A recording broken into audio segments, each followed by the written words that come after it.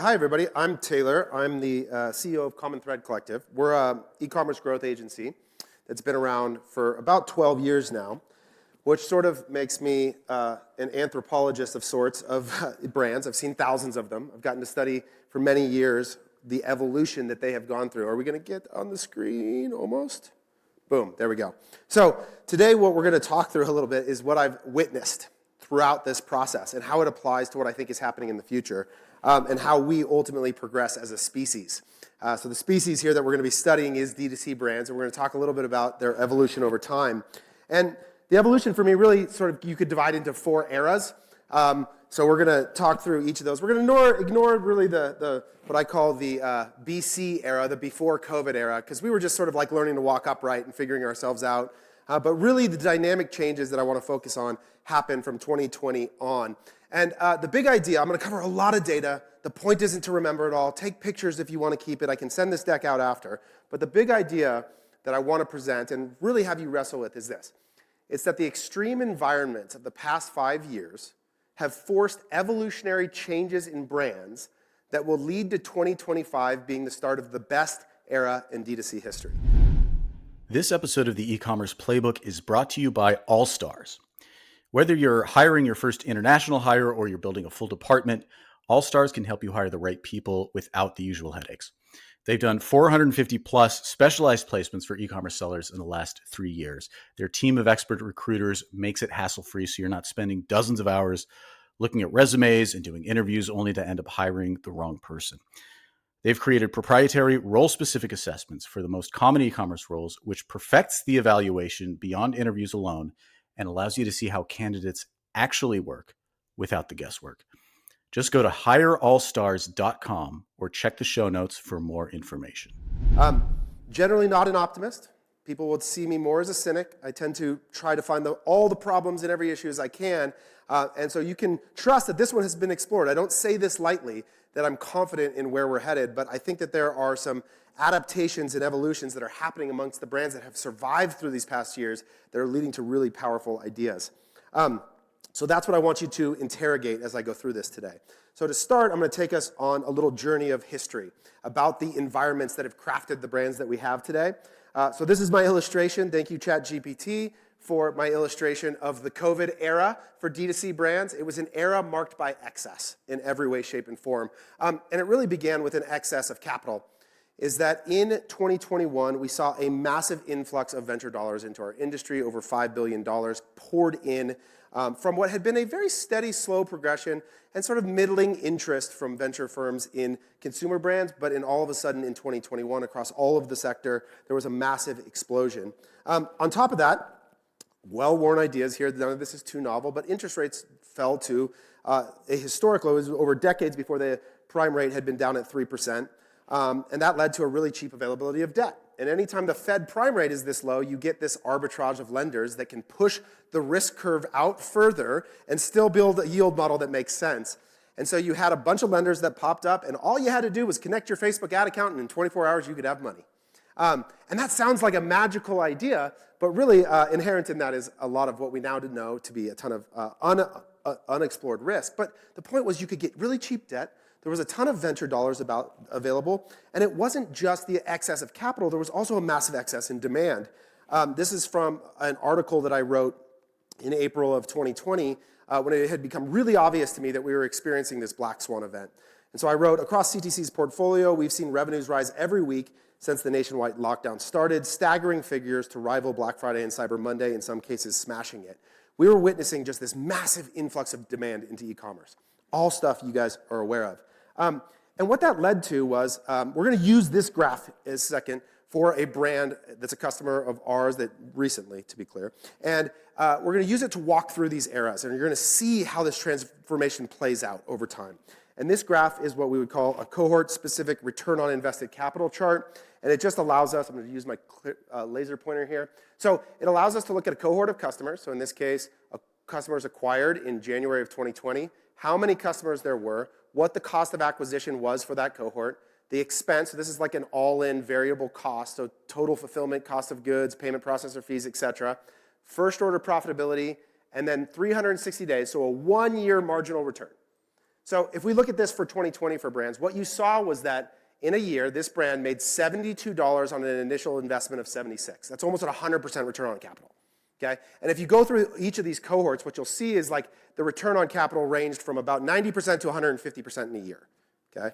I'm not a personal financial advisor, but if I was and I brought you an opportunity that said, hey, you can generate 150% return on your investment in a year, you would give me all your money.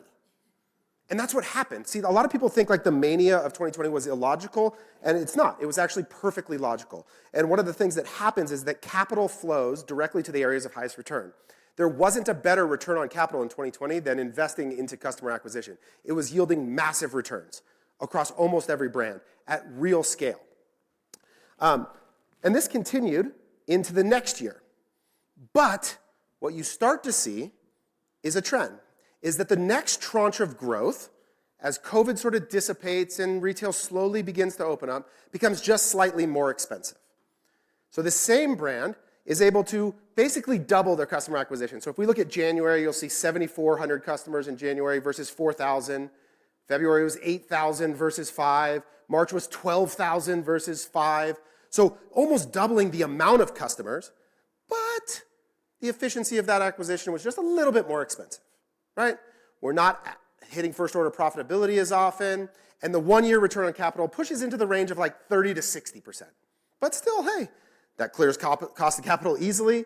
It's better than a lot of other places that you could deploy money. Still pretty dang good. Things are great. But you're beginning to see the signs of what will trend. But all of this leads to 2 years of massive revenue growth across the industry. So we're part of a data consortium called the D2C Index.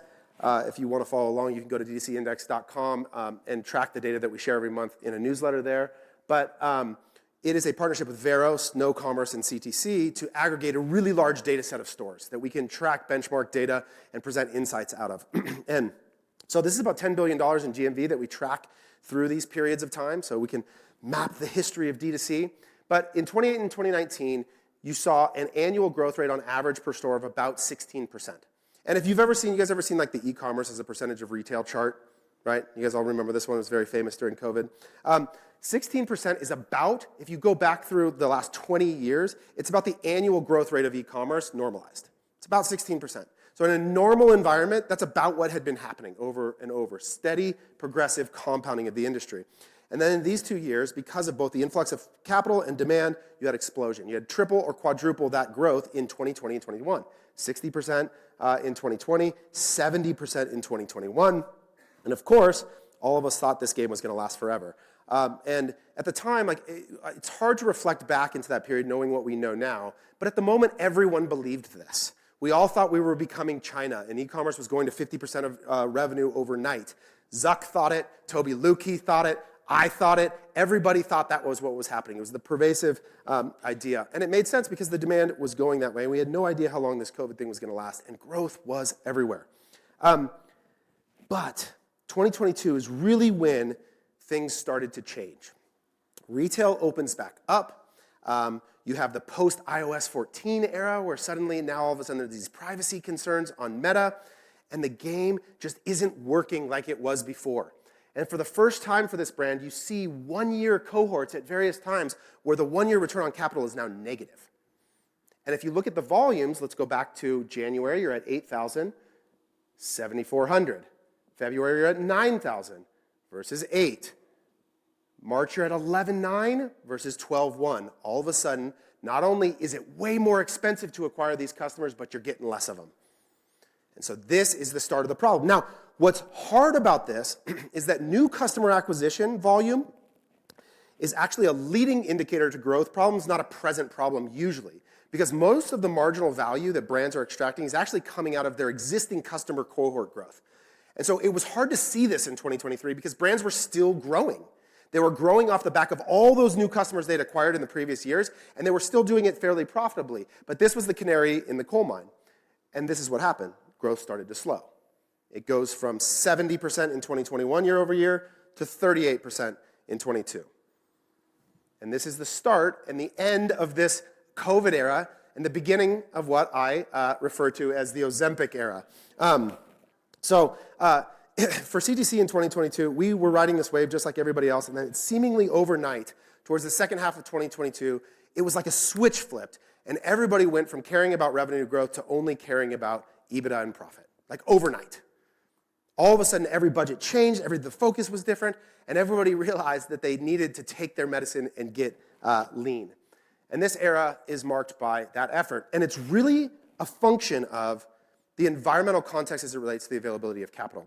Because e-commerce, to fund growth, is really expensive. It's hard. And to do it out of operating cash is really challenging. You can't grow very fast if all your growth has to be self-funded. And so suddenly what happened is all of the venture dollars went away. They took their bags of money and they ran. Because at the public markets, all of the e-commerce businesses got obliterated, right? Figs, solo brands. Go look at every stock chart and it's like this, 97% down that way. And so they went, wait a second, if there's no clearing price at the top of the market, then there's nothing to be made at the bottom of the market either. We're taking our stuff and we're gone. All the venture dollars dried up. Interest rates go through the roof. All of a sudden, the cost of capital is way higher. All those risk profiles change overnight. Suddenly, connecting your Facebook account isn't enough to get access to money anymore. Because when the yield curve, or when the risk, or the interest rates go so high on the underlying capital that these businesses use, then the expectation for return in the lending becomes way higher. It's way harder to get access to the money. No venture dollars, very expensive debt, and continuing decline in efficiency of acquisition. If we look out into 2023, now you start to see brands, because they're so desperate for growth, pushing further and further and further out beyond their marginal frontier, generating massive losses in the process of acquiring customers, trying to grow the top line to get over last year's benchmark, grow the business, we have to do it, and they're just deteriorating cash, lighting money on fire. It is hard. One of the things that I don't know that I'll ever be able to explain to the world is how much advertising waste that there is. Billions and billions of dollars just being handed to Uncle Zuck with no profile of return whatsoever. It's insane. And this is like common across not every, but a lot of the businesses that we encounter about how this era went. And it's because there was an expectation of growth. The growth had to be met in this area, and you had a really high benchmark of expectation for what that was. So the end result is 2023 was marked by a 97% decrease in venture funding, an 195% increase in the cost of capital, and a 130% decline in media efficiency. And that translates to margin pressure everywhere on your P&L. And the other problem was that your balance sheet was under the same pressure.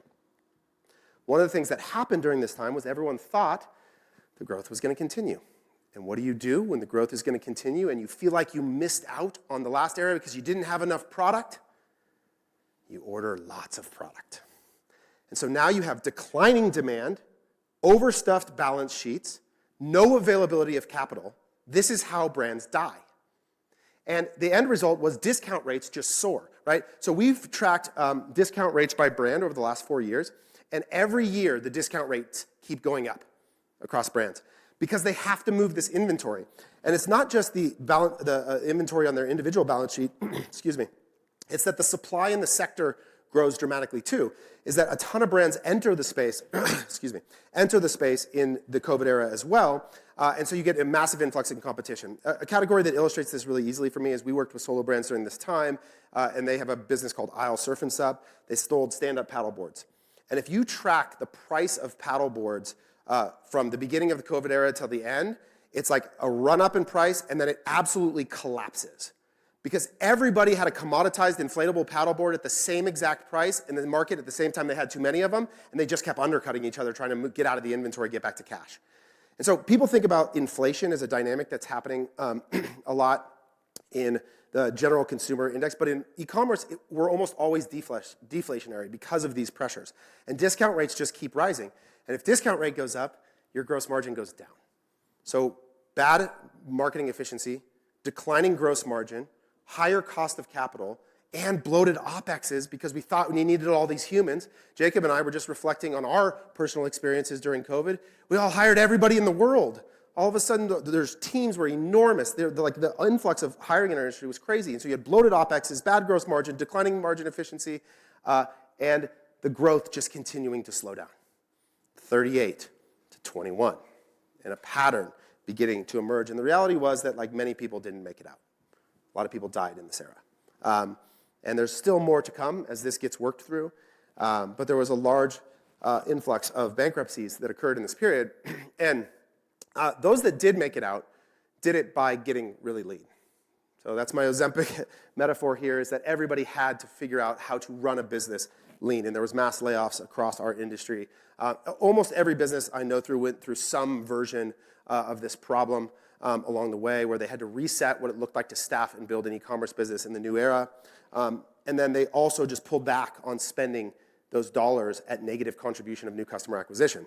And when you sort of reset the expectation that I can't acquire a customer unless they generate positive incremental contribution, what you get is way less new customers. So this is a chart. This is a very big e-commerce business, one of the biggest on Shopify. And you can just see how dramatic this run-up is of what is functionally, like this is like artificial demand. This is not real. Like this is inflated COVID demand that then you are trying to beat, but ultimately you have to capitulate to the reality that you can't finance unprofitable growth. There's no more capital available to do so. And the end result was 2024 was maybe the worst year of all of them. It was really hard. Growth was basically non-existent, in part because everybody was pursuing a different objective. They had to capitulate to top-line growth and go, we have to stay alive. We have to generate a bottom-line outcome. We need to produce profit. Those different environments, now, each of them taught us different things. We evolved different skills at the time, and they're actually both important. The COVID era taught us how to scale up. You guys are in the logistics industry here, many of you. Like, you know how hard it is to suddenly have a massive influx of demand and all the pressure that puts on supply chain and fulfillment. Well, we learned those skills. We figured out how to do that in the COVID era. We grew massively. It's an important skill, actually, because demand in our industry is actually very hard to predict. It changes for all sorts of different reasons, and it will in the future, too. And alternatively, the Ozempic era taught us how to be lean. It taught us what roles we really needed. It taught us how to run a team that was smaller, what software maybe we didn't need to be paying a rev share on. I don't know. Whatever it was, we figured out how to operate a business more efficiently. Both of these things are really important skills. So I want to talk a little bit about where we're at today. And this is the part where I'm going to get a little nerdy. I wanted to make sure I did some fulfillment talk for all of you here. But I want to talk a little bit about the challenge of why growth is stalling absent availability of capital in our industry right now and how we fix it. Okay? So Final Loop is a partner of mine. I love Leo, the founder of there. I think he's a super sharp dude. And they pulled together for me some benchmark financial data from 500 eight-figure brands about where they sit today on their financial profile. And so we'll sort of walk down the P&L a little bit here. You can see median net sales at about 86% of revenue. You have median gross margin at about 55% of revenue, median contribution margin at about 27% of revenue, and median EBITDA for brands in 2020, eight-figure brands in 2024 at 8%. Now, 8% on the surface doesn't sound that bad. The reality is our industry runs at pretty lean margins. It's generally pretty hard. But the challenge with 8% for a business that wants to grow is that 8% EBITDA is not 8% cash. And if you want to grow into the future, the requirement for the purchase of inventory really begins to put pressure on your capacity to do that, even at an 8% EBITDA. So here's what I want to walk through. So the other thing I had them pull was, what is a brand, for those brands, what is their average or the median cash conversion cycle? So cash conversion cycle, the time from when I place a PO till I turn it back into cash, how many days outstanding does that require? And the median number is 92 days. So 92 days is the median cash conversion cycle for 500 eight-figure brands in 2024. So if we start to look at this and we say, okay, here are some things we know. COGS is a percentage of revenue. With a 55% gross margin, your cost of goods sold is about 45% of revenue. Okay? If you have 93 days of inventory, a 92-day cash conversion cycle indicates you're effectively financing around 3 months of inventory. Caveats here, for some portion of that, it also involves payables and receivables, but in e-com, the main driver is usually inventory. So on average, you're holding about 11% of your annual revenue in inventory. So with a 55% gross margin, 92-day cost conversion cycle, that's about a 2 to 3% of revenue in annual inventory carrying costs is about a reasonable ballpark estimation. You can adjust it up or down based on the specific cost of capital, storage fees. Working with stored probably helps you and does it better than this. And how much of that 92-day cycle is truly tied up, it depends on, like I said, inventory and payable. Okay, so So I'm just trying to set a context here. And this part now, stay with me. I know this is deep finance, but it's really important for understanding the challenge of brands today. So this is a walk down from EBITDA. So if I said average EBITDA is 8%, okay, so let's walk down all the letters in this fancy acronym, right? So if we take depreciation and amortization, in e-commerce, that's not much. We got some laptops, we got a few other things that we might be amortizing. It's about 1% of revenue, more or less, so you get down to EBIT at about 7%. Now, at the interest expense level, if part of your 2 to 3% carrying cost is financing, maybe approximately 1% of revenue is interest, so you subtract that out and you get closer to 6% for EBT. Well, now we got to pay Uncle Sam, and taxes, a typical 21 to 25% effective rate, you're going to lose another 1.3 to 1.5% of revenue. That leaves about 4.5 to 5% for net income. Capital expenditures, generally, again, pretty light, but you might still have some on technology or warehouse equipment or other investments. We'll call that 0.5 point to a point. And so you end up with a net, like true net income at around 4%. Okay, but if revenue is going to grow 15% in the coming year, okay, so I just finished my year at an 8% EBITDA, and I'm looking forward, and I'm building my forecast, and I say, I want 15% growth. I just want some moderate growth, please. Just a simple 15%. If we're holding 10 to 12% of annual revenue in inventory, growing 15% might mean that you need an additional 1.5 to 2% of revenue invested in inventory each year. So you finance that with your working capital from operating cash flow because we don't have access to additional financing. I get it that there are some vehicles for that. It's just an illustration, which directly reduces your free cash flow. So if you were experiencing 4% free cash flow in a no-growth scenario, the incremental 1.5 to 2% going in inventory could bring you down to 2% free cash flow as a percentage of revenue, all else being equal.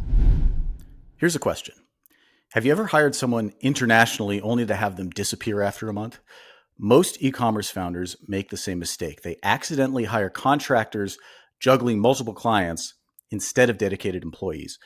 Allstars solves this by hiring Philippine employees with full benefits, not freelancers. They've done hundreds of specialized e-com placements, and it's for that reason why 80% of new clients return within the first 60 days for a second hire.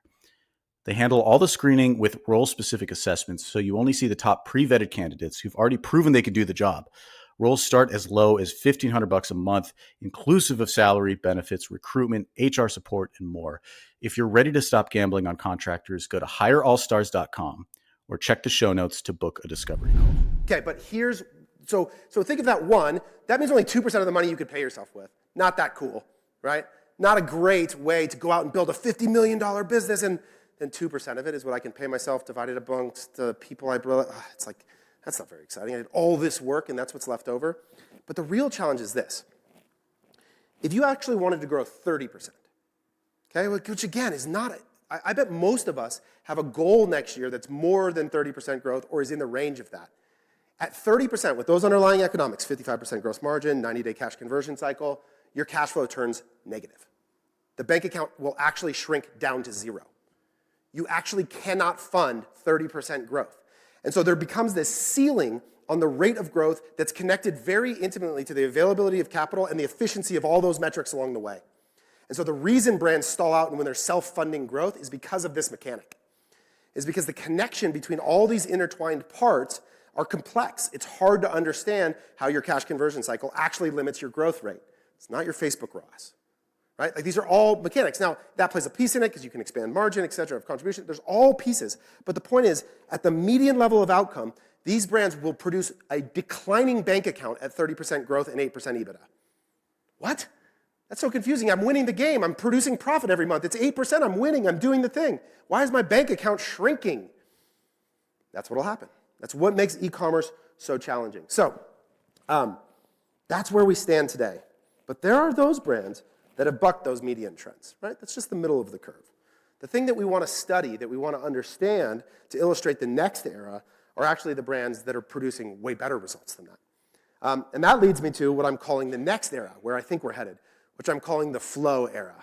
Okay, so this is my illustration of the evolving of our species. And the inspo is this gentleman right here. He's actually among us. Bear, you want to stand up? And no, come on, stand up all the way. Okay, this is Bear. And the reason he's my inspiration is because I have a hard time conceptualizing that Bear and I are the same species. We have this picture together. Bear's been a customer of ours for a long time on this boat together, and I look like a little child with my arm around Bear. I genuinely, I'm like, how are we of the same species? So Bear is a great illustration for evolution. I think he's an evolved version of us as humans, but also as a business. And so we're going to study a little bit about what has made his brand, Born Primitive, able to buck these trends and produce much better results than the median. And I think his adaptations and the changes that he has made along the way are illustrative of what I think is going to be the pathway that more brands are going to follow. So I'm not going to give any specific numbers away. I'm going to speak in all percentages and generalities to protect Bear. You can harass him later for any of the specifics. But his journey was not dissimilar. It just happened at a different pace. So you'll see a big run-up from 2020, a big run-up in 2021. 2022 is kind of meh. There's actually a little bit of a decline for him between 22 and 23. But the big difference, where he bucked the trend, where he decided to adapt and evolve different than anyone else, is when everyone else's revenue growth declined even further in 2024, his exploded. And so in the hardest environment, his changes produced the best results for the business yet. And I think it's really important to understand how he was able to do that in a different context than inflated COVID demand. How did he evolve to create those outcomes? I'm going to go through 4 evolved traits that I think Bear developed, and then I got to witness them participate in, that I think become illustrative of how brands are going to continue to follow this path and how I'm seeing more do it. The first is that he understood that constraints breed creativity. One of the things that I watch brands do is that they capitulate to the idea that the only way to go out and acquire the next tranche of customers is to do it less efficiently.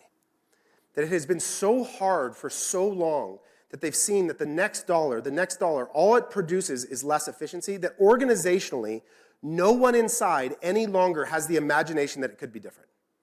It's a real problem, and I get it. When you slow boil a frog and everybody's been sitting in the pot together, the idea that it could be different is really hard to understand. But this happens everywhere, where the organization has just allowed for this return to just keep declining and keep spending and keep declining and accepting a lower return and a lower return and a lower return. And this happened to us. In 2023, Bear gave us this organizational goal. He said he wanted to fill the big house, was his metaphor of new customer acquisition. And the idea was we're going to go out and acquire 120,000 new customers to fill this, and we were going for it no matter what. And so, you know what we did? We started spending. And in the beginning of that year, we started to fall victim to the same problem. We started overspending to accomplish that objective. And we went from a business that had never violated first-order profitability to starting to violate a few here and there. It was happening. We had said, okay, in order to get there, the only way to do it is to spend more money. And Bear, because he's a good leader, and occasionally will call and get riled up a little bit and let me know that we need to do better, drew a line in the sand. We just said we're not doing this anymore. We are not allowed to violate this outcome. And what that boundary does as a leader inside of your organization is it just removes the optionality and forces you to think about something different. If I say we can't do that anymore, well, I've got to come up with other things to do. And so it began to unlock different passive consideration, I think, for himself and for us as partners. And the end result has been, since that moment, we have just continued to expand the efficiency of new customer acquisition such that in 2024, we produced way more new customers at way higher efficiency. Like, this is possible. It is totally possible to accomplish this. So anybody who tells you it can't be done, they're fundamentally incorrect. It cannot be done if all you're trying to do is the thing you're currently doing more. If you just take the same ad funnels for the same product with the same message and you drive it more and more and more and more, the dynamics of the market will compete that down to less and less efficiency over time, period. So you have to do something different. And one of those things is, this is what I really believe is the truth for e-commerce. It's that product, not meta, is the mechanism for growth. Meta is the greatest ad product ever developed in human history. I owe a lot to the product and what it's done. But I do not believe that the solution to any brand's business plan should be, last year we spent $1 million, next year we're spending $1.5 million. That's how we're going to grow. That won't work. And I watch brands bang their head into the wall over and over again, move through agency after agency, trying to find someone who will magically make that happen. Bear, because his nature is to be 100% responsible for his business and not to put it on anybody else, knew that there was no path for that. That we had walked really relentlessly after it. And in 2023, this is what the business looked like from a product as a share of business. So this is January to June of 2023. You can see that the vast majority of BP's business was in women's leggings and sports bras. Those were the highest product categories that existed for BP. They had done an amazing job of tapping into the CrossFit community as well as some style trends. They do a great job with product and had immense success here. And for many years, that was how the brand grew through that COVID era. But the problem was, just like everything else, the barrier to entry for leggings is functionally zero. Thanks to all the awesome tools that get enabled in our community, the Klavios and the Stords and the ESP providers and everybody else, it is really easy to start e-commerce businesses. And in categories with no manufacturing moat, the barrier is basically nothing. And not only that, you have a bunch of people on the high end doing it too, where the competition in this category is insanity. And if every time you show up, and not only is there high quality brands with lots of brand aesthetic, more ad dollars than you, you also are competing with the same dynamics related to price, what happens is that the value capture in this category gets diminished. Ultimately, all the profits get competed away. And when you have fixed digital real estate and an auction-based bidding system, this happens everywhere. Ultimately, in every category, every one of the clicks on this page become non-profitable. It's just how it works. The bidding will go until someone is willing to take less pain and less pain and less pain, and someone will take more pain. And that's how it works. And so ultimately, it all gets deteriorated. And this happens across most of the dynamic landscape. And it was clear that there was no way that we were going to grow the business by making another better leggings ad. It just wasn't going to happen, not at the rate that we wanted to grow the business. The other problem with leggings is that there's a seasonality to it. And so we would have this period in the summer where you just don't buy as many long pants as you do in January and in November and December. It's just reality. And so the business would go through this period in the middle of the summer where there would sort of be a doldrum. If the demand for your best product dissipates for a period of time, like you can, again, make as many cool ads as you want. There's an underlying macro element to the cycle of purchase behavior that you cannot change. We are market takers more than we are market makers. It's a really important illustration. A lot of e-commerce brands think they make markets for products, but they don't. They take markets. They are driven by much larger forces, at least with brands that we're talking about in the mid-range. So this was a problem, and Bear was acutely aware of this. He may not process how he got here in the exact same way, but the mechanism of his understanding that leggings were not going to be the long-term growth lever was important. And so he came up with the Savage One, a training shoe, a category that I think a lot of people would have maybe warned him out of. Shoes are very difficult, and in particular fitness shoes. There had been a litany of brands that had just failed in this space, that had really struggled kind of catastrophically to go after this. I think somebody's wearing a pair of Savage Ones. I think I saw them over there. Yep, there they are. And this was released at the end of 2023 as a new product category that we could begin to go after. Higher AOV, more gross margin total dollars, less returns, a lot of underlying attributes that are better than leggings in many ways for acquisition. And what happened was, this is a cool graph. So this is a product sensitivity chart that we use to track sales by SKU over time. And we'll do this for spend and unit sales to try to understand the composition visually and simply of where our revenue is coming from. I just want you to focus on these bottom two lines, okay? So this navy blue line represents the unit volume sales of leggings, okay? So you can see in January, it's about 20% of the business. And in February, it's 20% of the business. But there's this normal decline going into the summer months, okay? Any guesses what this bottom line is? Shoes. Instead of trying to make this more efficient, you subsidize the revenue with an alternative product that meets that moment, and you can see it almost makes up for the entirety of the loss of that unit volume in that time. Okay? This is product-led growth. It's an understanding of the way in which your business opportunity meets different seasonal components and drives more value. Now, part of this is we're continuing to unlock success in the ad account, drive more volume as well. There's some other things in here that begin to become part of it related to tactile equipment. We're not going to go into all the things that Bear has done. They're much more than just shoes, but this is just like really simple illustration of the substitution of value that would have just been previously lost. Right? Like it's just very simply revenue that would have not existed that now existed into a different category. And so the end result looks like this. In that same time period, January to June, 23 versus 24, here's the share of business, and you can see that shoes for both men's and women's make up about 18% of the revenue, versus leggings is now 12%. So you have a diversified portfolio, less concentrated risk, more opportunity for telling stories, driving success in the ad account, etc. And so that's been a huge factor in how he's been able to offset that growth. This one is probably, I think, the most important. And it's the piece I feel that has been the most lost for brands in this moment of time, is that the third evolved trait that Bear developed was the understanding that it is story, not iteration, that drives disproportionate outcomes in your ad account. David Ogilvy, I'm in advertising, had to throw in a quote, says, "You cannot bore people into buying your product. You can only interest them into buying it." And I think we've lost the bar for what is interesting. We've lowered it to hook rates and fast cuts and UGC that all looks the same and copying people's Post-it note ads because some brands were running it. And it's become this sort of mimetic, like repetition and copying of each other in a way that somehow that is a signal to us about what we should be doing instead of taking a step back and saying what is interesting to our customer. And one of the things we try and show brands every time that they start with us is this. This is a scatter plot of every ad that was created and run for Born Primitive over the course of 2023 through, this is through April of 2024. And what I use this graph to illustrate to brands is that most ads fail. Most ads fail. Like, almost all of your ads will not work. And if anybody tells you that they can predict which of these dots will be these dots, they are a charlatan. They are a liar.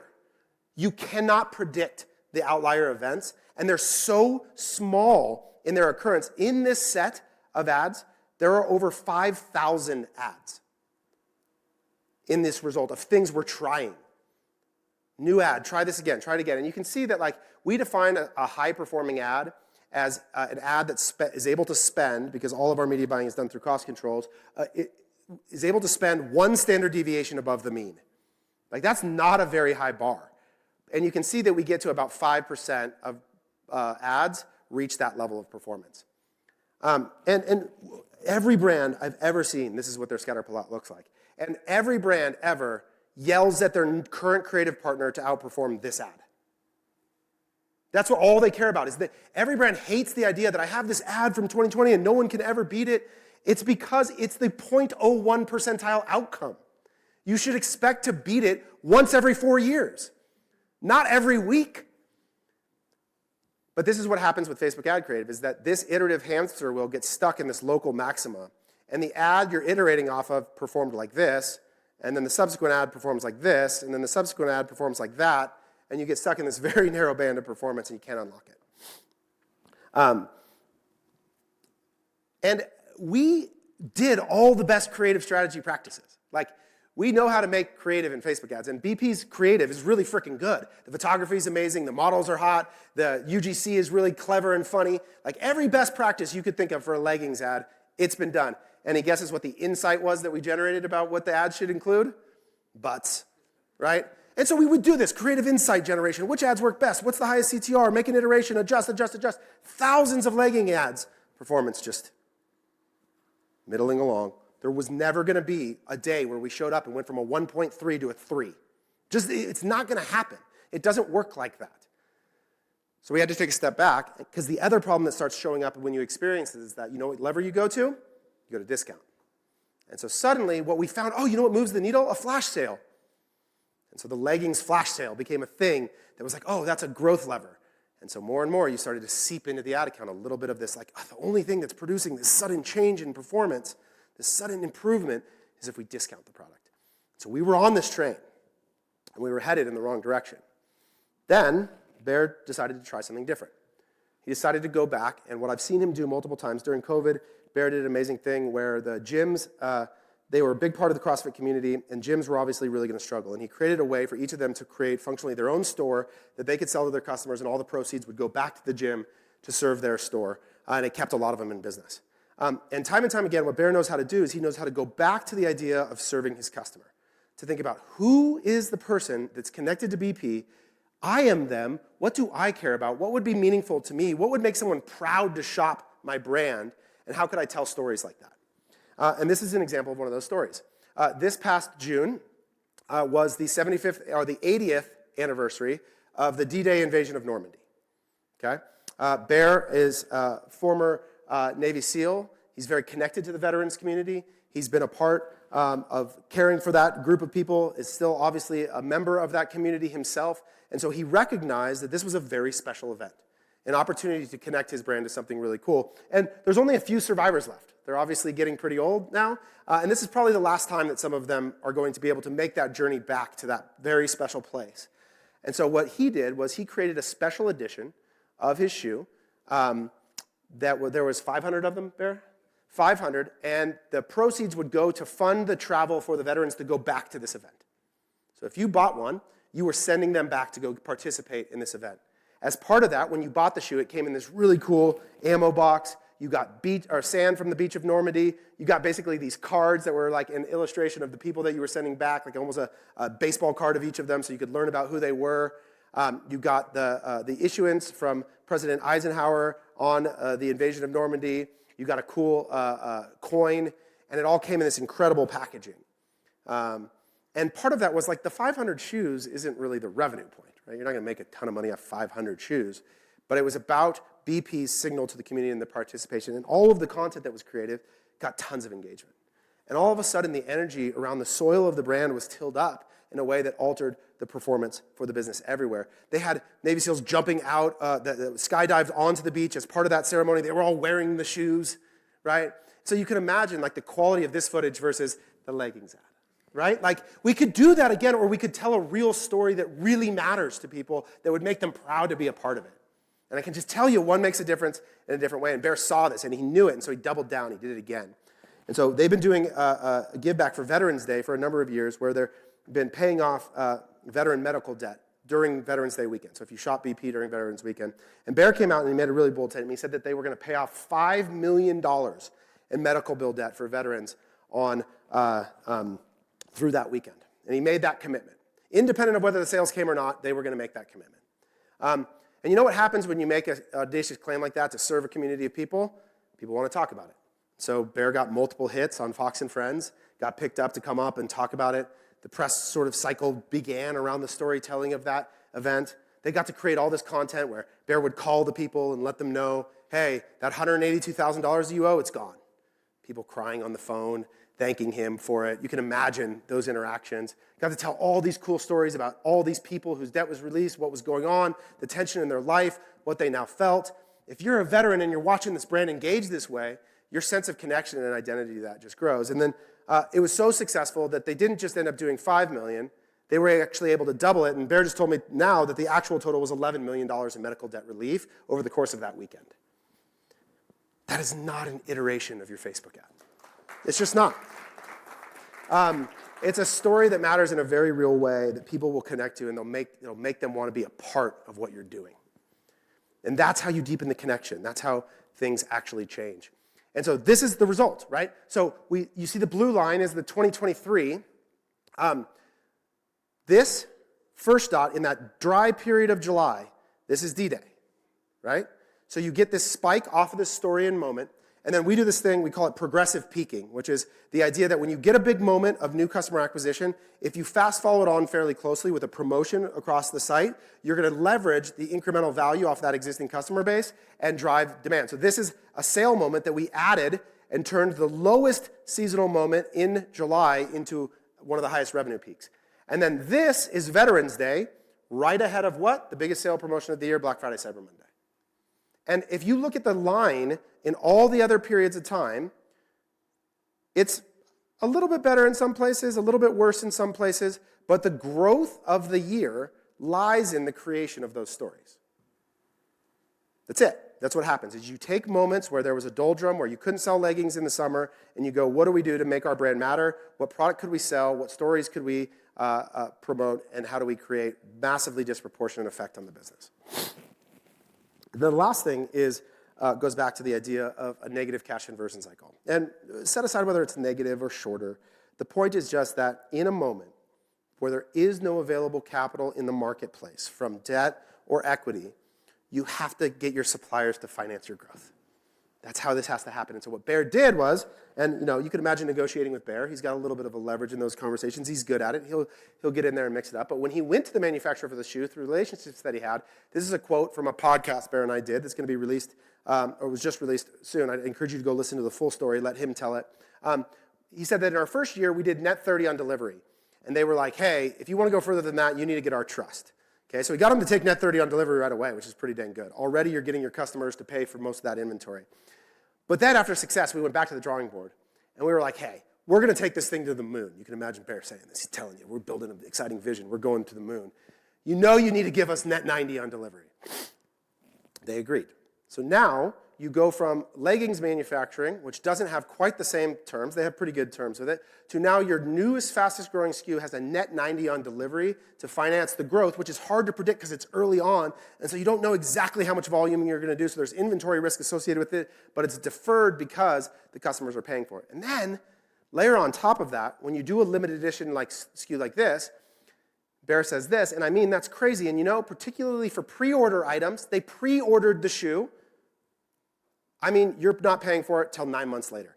He had 9-month float on the pre-order of this. That's like insurance float, right? Like you can sort of go invest that and increase the return on the cost of that revenue even further. And so this is another piece where if I think about building flow era, part of it has to be a consideration for the efficiency of my marketing, how I tell the story, the products that I'm selling, the moments that I'm doing it, and also the way that I get my financiers invested in or my suppliers invested in the financing of my business. And so this is the end evolution right here, right?